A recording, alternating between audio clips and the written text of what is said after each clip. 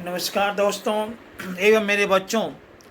आज हम आप लोगों के सामने एक बहुत ही महत्वपूर्ण और गोपनीय विचार लेकर उपस्थित हुए हैं। आज का विचार है स्वस्थ शरीर। स्वस्थ शरीर से बढ़कर संसार में कोई सुख नहीं है। इस संसार की जितनी भी सुख है वो सुख तभी सुख देती है जब मेरा शरीर स्वस्थ रहता है। जब तक आपका शरीर स्वस्थ नहीं रहेगा, संसार का कोई भी सुख आपको सुख नहीं पहुंचा सकता। तो अब बात रह गई कि शरीर स्वस्थ कैसे रहेगा। शरीर स्वस्थ रखने के लिए हमें सबसे पहले अपने प्रतिदिन का जो रूटीन है उसको फॉलो करना पड़ेगा, पहली बात। दूसरी बात क्या है कि सबसे पहले मन मस्तिष्क को स्वस्थ रखना होगा।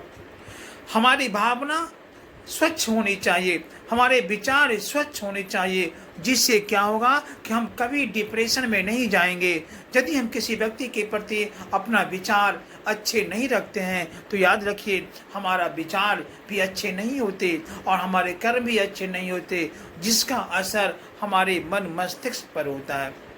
सिर्फ अच्छे भोजन करना ही स्वस्थ रहने की आवश्यक चीज़ नहीं है, उसके साथ साथ हमारे मन को भी स्वच्छ रखना चाहिए।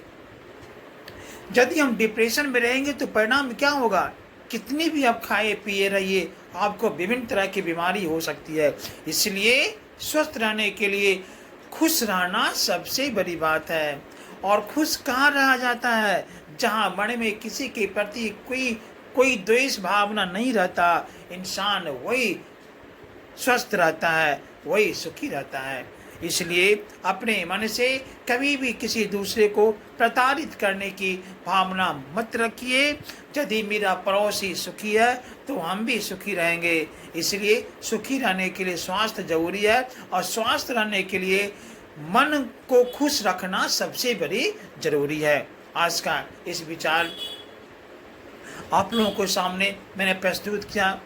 अब आप मेरा आग्रह है कि इस विचार को अक्षुण्ण रखिए और अपने जीवन में लाने का प्रयास कीजिए। धन्यवाद।